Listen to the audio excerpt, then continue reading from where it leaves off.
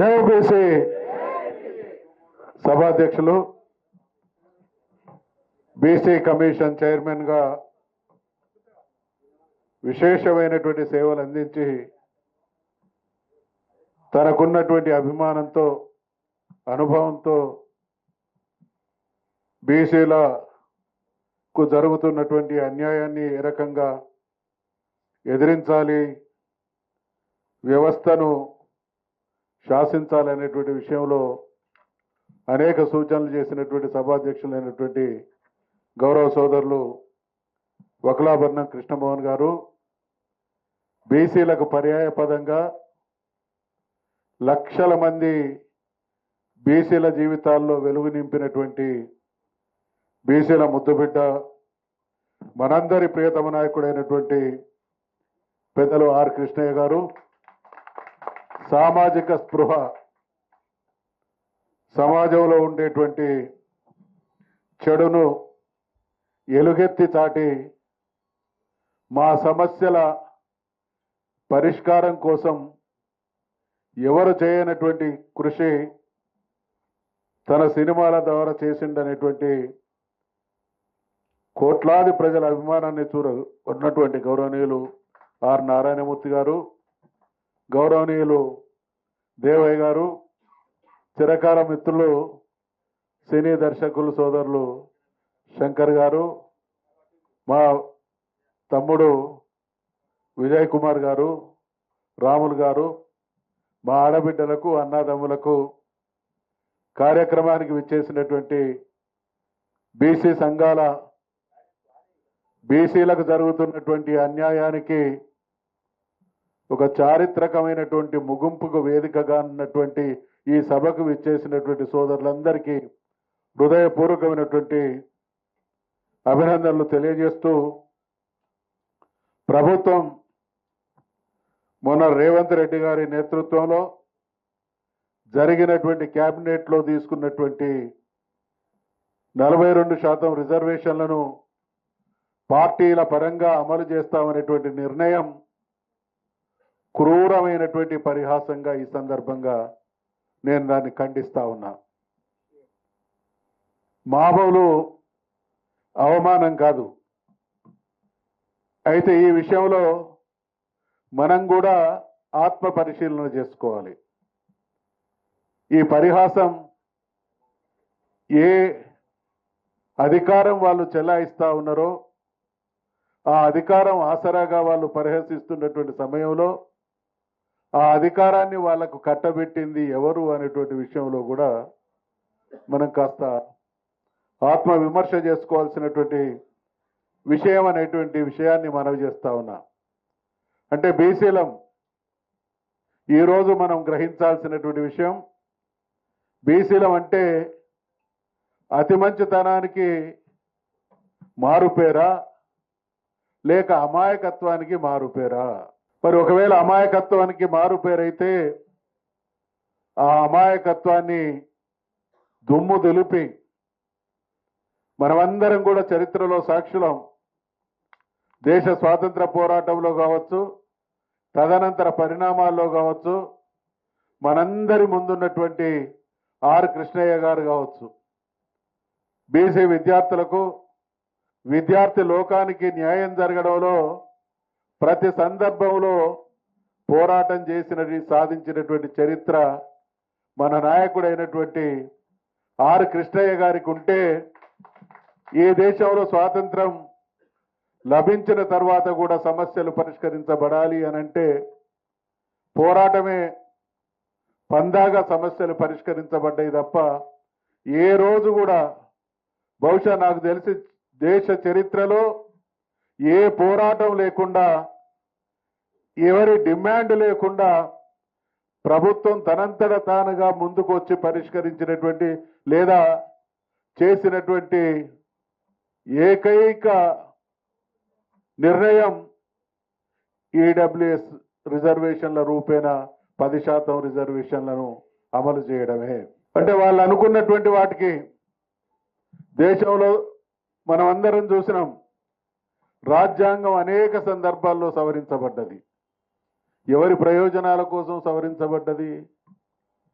దేశం అంటే ప్రజలు కదా, దేశం అంటే మట్టి కాదోయ్, దేశం అంటే మనుషులు అన్నటువంటి ఈ గడ్డ మీద మెజార్టీగా ఉన్నటువంటి ప్రజలు అనేక రకాల అన్యాయానికి అవహేళనకు గురవుతున్నటువంటి సమాజంలో వాళ్ళు ఇచ్చినటువంటి హామీ, ఈరోజు 42% రిజర్వేషన్లు ఏవైతున్నాయో ఏ బీసీ నాయకుడు కోరినటువంటి కోరిక కాదు.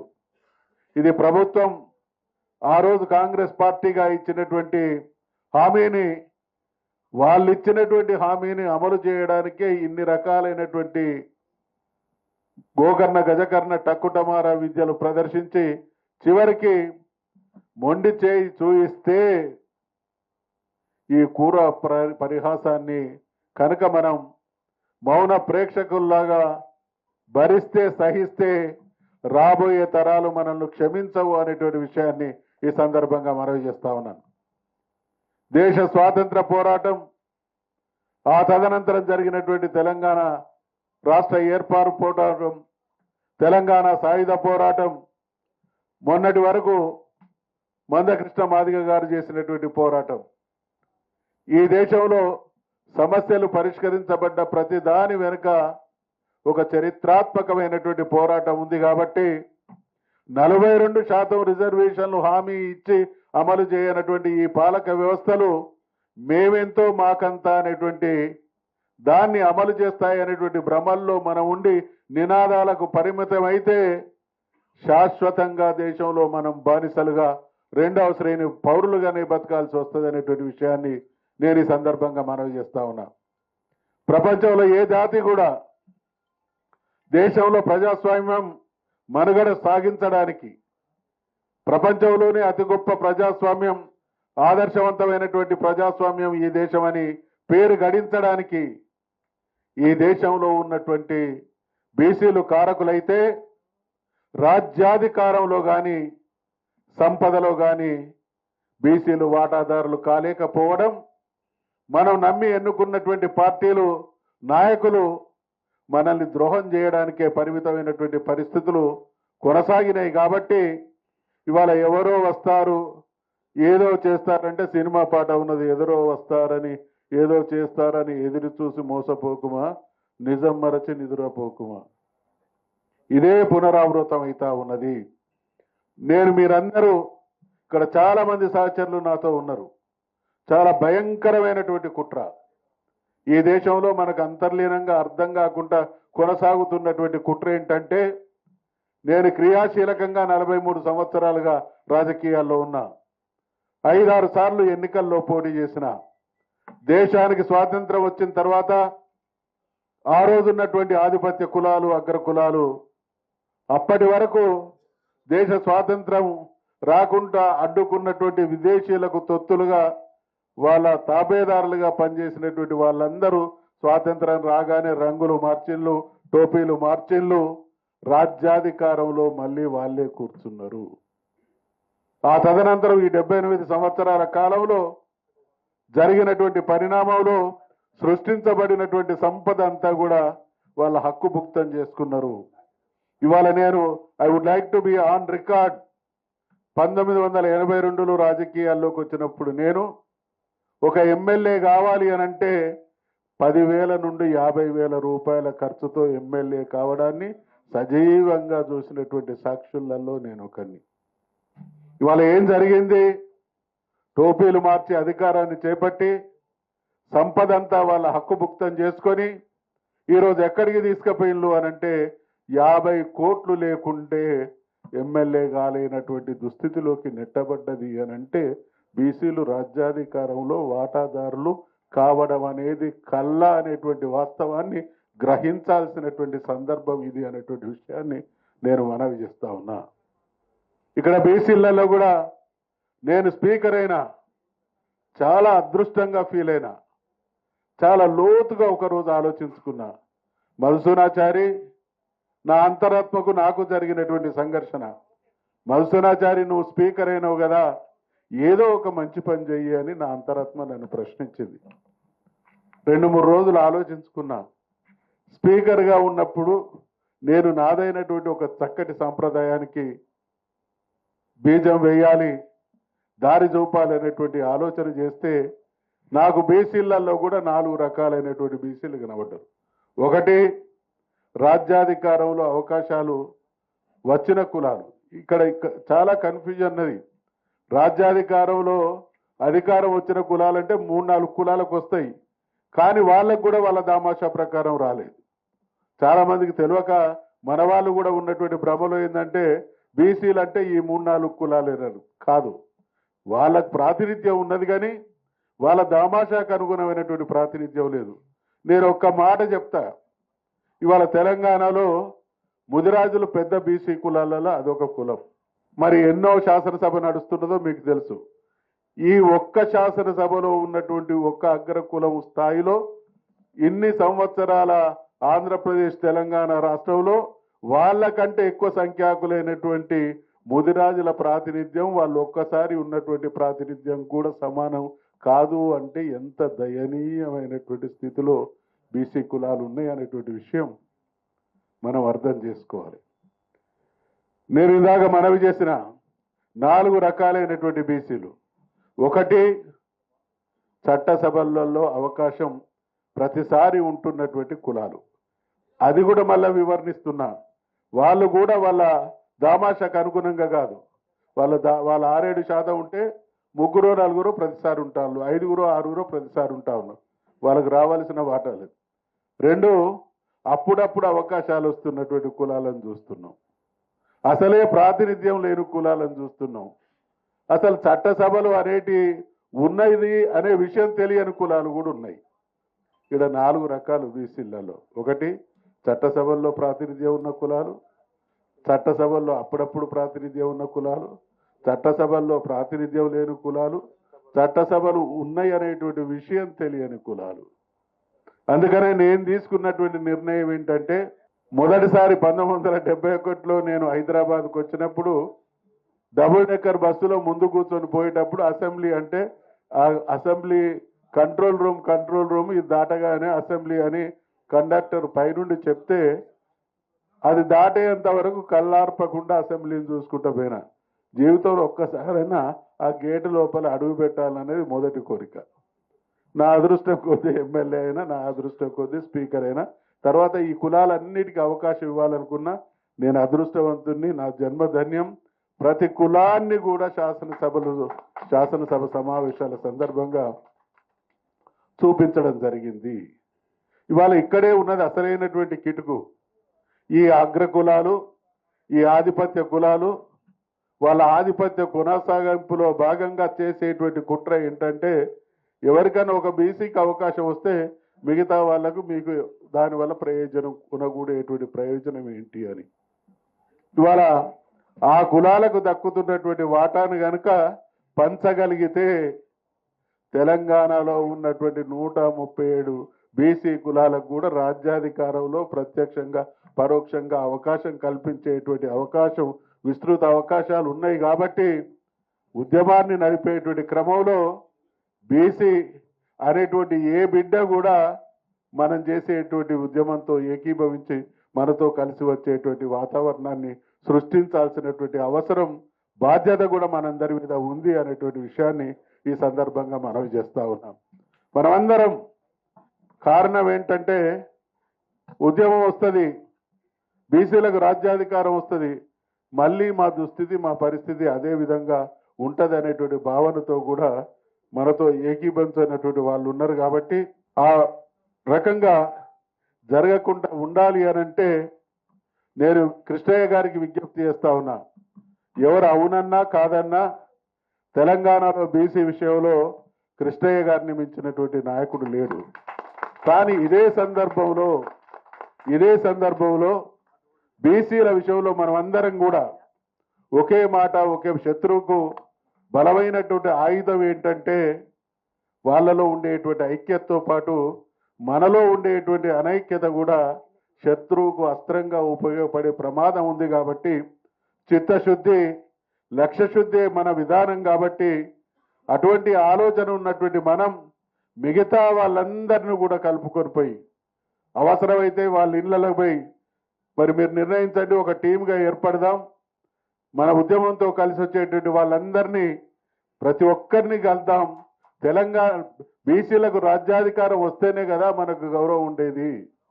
బీసీలకు రాజ్యాధికారం వస్తేనే కదా మనలో ఉండేటువంటి నిరుపేదకు కూడా న్యాయం జరిగేది, వారికి నమ్మకం కలిగించేది. అది జరగాలి అని అంటే మీ అందరికీ మనందరికి కూడా తెలుసు, రాజ్యాధికారంలో ఎవరైతే ఉన్నారో వాళ్ళ రాజ్యాధికారానికి ప్రమాదం పొంచి ఉన్నది అన్నప్పుడు, ప్రమాదం ముంచుకొస్తున్నదని తెలిసినప్పుడు వాళ్ళు వేసేటువంటి ఎత్తులు జిత్తులు, వాళ్ళు ప్రయోగించేటువంటి ప్రయోగాలు తట్టుకోవడం మనలో ఐక్యత ద్వారా మాత్రమే సాధ్యం. కాబట్టి ఆ ఐక్యత తీసుకురావడంలో కూడా పెద్దలు కృష్ణయ్య గారు పెద్ద మనసుతో ముందుకు రావాల్సినటువంటి అవసరం ఉంది అనేటువంటి విషయాన్ని నేను ఈ సందర్భంగా మనవి చేస్తా ఉన్నా. ఇలా దాదుల శ్రీనివాస్ గౌడ్ గారు నడుపుతున్నారు, చిరంజీవి గారు ఈశ్వరయ్య గారు నడుపుతున్నారు, ఆర్ సత్యనారాయణ గారు నడుపుతున్నారు, తీన్మార్ మల్లన్న గారు నడుపుతున్నారు, ఇంకా కోలా జనార్దన్ అంటే టీం నడుపుతా ఉన్నది. ఇవన్నీ అందుకని ఇన్ని రకాలైనటువంటి ఒకే రోజు ఒకే అంశం మీద ఇన్ని రకాలైనటువంటి ఆలోచనలు చేసిన, పిలుపులు ఇచ్చిన ప్రజాక్షేత్రంలో అది ఇంకొక రకమైనటువంటి సంకేతాలను పంపేటువంటి ప్రమాదం ఉంది. కాబట్టి మన లక్ష్యానికి మనమే అవరోధం కలిగించినటువంటి వాళ్ళం అవుతాం అనేటువంటి విషయాన్ని మనం ఓవర్కమ్ కావలసినటువంటి సందర్భం ఇదనేటువంటి విషయాన్ని మీ అందరికీ మనవి చేస్తూ, చాలా బాధ కలిగేటువంటి విషయం ఏంటంటే, మేము పల్లెటూరు నుంచి వచ్చినాం. 60-70 సంవత్సరాల క్రితం మన తాతలు మన తండ్రులు ఆధిపత్య కులాల చేతుల్లో ఉన్నారు అనంటే ఆ గ్రామం కానీ, గ్రామంలో ఉండేటువంటి వ్యవసాయం కానీ, గ్రామంలో ఉండేటువంటి పెత్తనం పెద్దరికం కానీ వారి చేతులలో ఉంది. కాబట్టి ఆర్థికంగా విద్యాపరంగా మన వాళ్ళంతా వెనుకబడి ఉన్నారు. కాబట్టి ఆ రోజు అనివార్యంగా వాళ్ళ నిర్ణయాలు గ్రామాలను ప్రభావితం చేసినటువంటి రోజులు ఉండే. ఈరోజు ఆ పరిస్థితి లేదు. కృష్ణయ్య గారు చేసినటువంటి పోరాటం వల్లనైతేనేమి, మనలో వచ్చినటువంటి చైతన్యం అంతా వల్లనైతేనేమి అందరం కూడా చదువుకున్నాము. చదువుకొని ఇల్లు లేదు, ఎవరింటిని వారు ఎడ్యుకేట్ చేయగలిగినటువంటి స్థితిలో ఉన్నటువంటి సమాజంలో మనం బతుకుతున్నాం. కాబట్టి మనలో గనక నిబద్ధత, నిజాయితీ, చిత్తశుద్ధి ఉంటే తెలంగాణ రాష్ట్ర సాధనోద్యమం జరిగినటువంటి సమయంలో మీరందరూ కూడా చూసి అత్యంత సన్నిహితంగా ఉద్యమంలో భాగస్వామ్యం పంచుకున్నటువంటి కొద్ది మందిలో నేనొకరిని. కాబట్టి చివరికి మేము కేసీఆర్ గారు తెలంగాణ రాష్ట్ర సమితిని స్థాపించినటువంటి మొదటి రోజులో చెప్పినటువంటి మాట ఏంటంటే, వ్యూహాత్మక రాజకీయ నైపుణ్యం ప్రదర్శించడం ద్వారా తెలంగాణ రాష్ట్రాన్ని సాధిస్తామని. ఇక్కడ వ్యూహాత్మక రాజకీయ నైపుణ్యం అంటే కేసీఆర్ గారు చూపించినటువంటి ఆ నైపుణ్యం ఏంటంటే, మిగతా వాళ్ళు ఎన్నికల కోసం తెలంగాణ అంటారు, టిఆర్ఎస్ పార్టీ వాళ్ళు త్యాగాలతో తెలంగాణ సాధించుకోవడానికి ముందు వరుసలో ఉంటారనేటువంటి విషయంలో ప్రజా బాహుల్యానికి స్పష్టత వచ్చేటువంటి విధంగా ముందుకు సాగినాం. కాబట్టి ఆ రోజు ఆ ఉద్యమానికి ప్రజాదరణ మీ అందరి సహకారం లభించింది. చివరికి తెలంగాణ రాష్ట్రం సాధించబడ్డది. అదే విధమైనటువంటి చిత్తశుద్ధి, అదే విధమైనటువంటి నిబద్ధతతో మనం ముందుకు సాగితే ఖచ్చితంగా తెలంగాణ ఈరోజు దేశానికే ఆదర్శప్రాయమైనటువంటి బీసీల విషయంలో పాత్ర పోషించేటువంటి అవకాశం ఉంది. కాబట్టి మనం ఈరోజు 42% రిజర్వేషన్ల విషయానికి వస్తే, ఇది ఎన్నికల సందర్భంగా ఒక పార్టీ ఇచ్చినటువంటి హామీ, మనం చేస్తున్నటువంటి డిమాండ్ కాదు. అంటే వాళ్ళు ఇచ్చినటువంటి హామీకే వక్ర భాషం చెప్పి మోసం చేయడంలో ఇటువంటి ఆలోచనలు చేస్తే, ఇంతగా దిగజారితే, ఇంతగా నగ్నంగా మనల్ని మోసం చేయడానికి నిస్సిగ్గుగా నిర్ణయాలు తీసుకుంటున్నటువంటి ఈ పాలక వర్గాలు మనమెంతో మనకంతా అనేటువంటి విషయంలో ఏ కోశాన కూడా వాళ్ళు దానికి వినడానికి సిద్ధంగా ఉండనటువంటి పరిస్థితులు ఉంటాయి. కాబట్టి ఈరోజు జరిగినటువంటి ఈ మోసం, ఈ పరిహాసం, ఈ క్రూరత్వం, దీని నుండి మనమెంతో మనకు కొంత అనేటువంటి స్థితికి ముందుకు సాగాలి అనంటే ఒక బలమైనటువంటి నిస్వార్థంతో కూడినటువంటి ఉద్యమ నిర్మాణం జరిగినప్పుడే అది సాధ్యమైనటువంటి విషయాన్ని మనవి చేస్తూ, ప్రధానంగా కామారెడ్డి డిక్లరేషన్ ఈరోజు మరి గ్రామ పంచాయతీల విషయంలో వాళ్ళు తీసుకున్నటువంటి నిర్ణయం.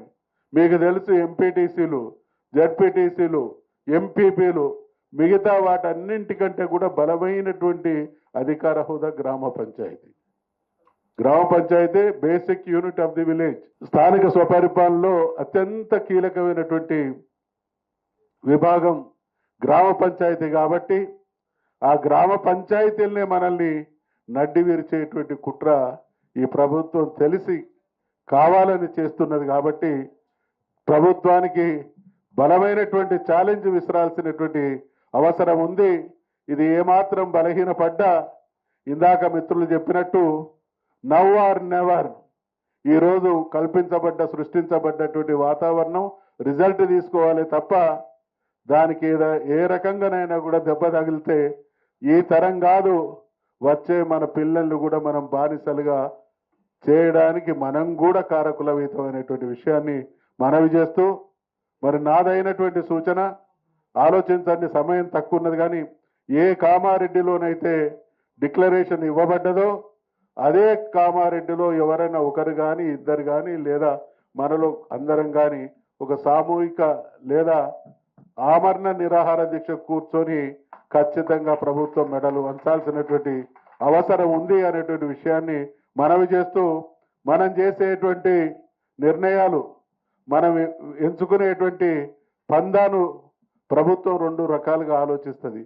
వీళ్ళు లక్ష్యాన్ని సాధించేటువంటి చిత్తశుద్ధితోన ప్రభుత్వాన్ని ఏదో ఒక ఊపి కదులితే పర్వాలేదు, లేకుంటే ఊరుకుందాం అనేటువంటి ధోరణ అనేటువంటి విషయం కూడా ఉంటది. కాబట్టి ఒక కటువైనటువంటి నిర్ణయం చేత రాష్ట్రంలో ఉండేటువంటి ప్రజలందరూ కూడా ఈ నిర్ణయం మా కోసం అనేటువంటి నమ్మకం, భావన కలిగే విధంగా ఆ నిర్ణయం అమలు చేసి మొత్తం బీసీలను ఒక శక్తి ప్రదర్శన ద్వారా ఏ ప్రభుత్వం అయితే ఈ నిర్ణయం తీసుకున్నదో ఆ ప్రభుత్వం నిర్ణయాన్ని వెనక్కి తీసుకునే విధంగా, దేశం మనది వ్యవసాయక దేశం, భారతదేశం మనది బీసీల దేశం. ఇక్కడ బీసీలకు బాధ్యతలు తప్ప హక్కులు లేవు. ఇక్కడ బీసీలకు బాధ్యతలు తప్ప హక్కులు లేనటువంటి దుస్థితి ఒక 78 సంవత్సరాలు గడిచిపోయినాయి. ఇక్కడ రైతులు దేశానికే అన్నం పెట్టేటువంటి రైతన్న, భారతదేశం అనగానే చిన్నప్పుడు చదువుకున్నాం వ్యవసాయక దేశం అన్నాం. వ్యవసాయక దేశంలో రైతులు ఆమరణ దీక్షలు చేసి ప్రభుత్వాలు చేసినటువంటి చట్టాలను మళ్ళీ వాపసు తీసుకునేటువంటి ఒత్తిడి పెంచాల్సినటువంటి పరిస్థితి ఈ పాలక వ్యవస్థలు కల్పిస్తున్నాయి. కాబట్టి ఇవాళ మన మీద విసిరబడ్డటువంటి ఈ ఛాలెంజ్ను మనం సీరియస్గా తీసుకుని ప్రతిఘటించి ఫలితాన్ని రాబట్టుకోవడం ద్వారా మన ఆత్మగౌరవంతో పాటు భవిష్యత్ తరాల భవిష్యత్తుకు బలమైనటువంటి పునాది వేసినటువంటి చరిత్రాత్మక కార్యక్రమంగా ఈ కార్యక్రమం మిగిలిపోతుంది. దీనిలో వైఫల్యం చెందితే మళ్ళీ ఒక తరం, 2 తరాలు అదే రకమైనటువంటి మన తాతలు ముత్తాతలు అనుభవించినటువంటి క్షోభ, అవమానం, అన్యాయం, అణచివేతకు బలి కావడానికి సిద్ధంగా ఉండాల్సినటువంటి తరుణం. కాబట్టి ఏదో ఒకటి నిర్ణయించుకొని ఈ శృంఖలాలను తెంచుకునే విధమైనటువంటి నిర్ణయంతో ముందుకు సాగాలని, ఆ రకంగా తీసుకునేటువంటి నిర్ణయంలో వ్యక్తిగా పార్టీగా మేము మీతో అన్ని విధాలుగా కలిసి పనిచేస్తాం అనేటువంటి విషయాన్ని మనవి చేసుకుంటూ సెలవు తీసుకుంటా ఉన్నాం. జై బీసీ.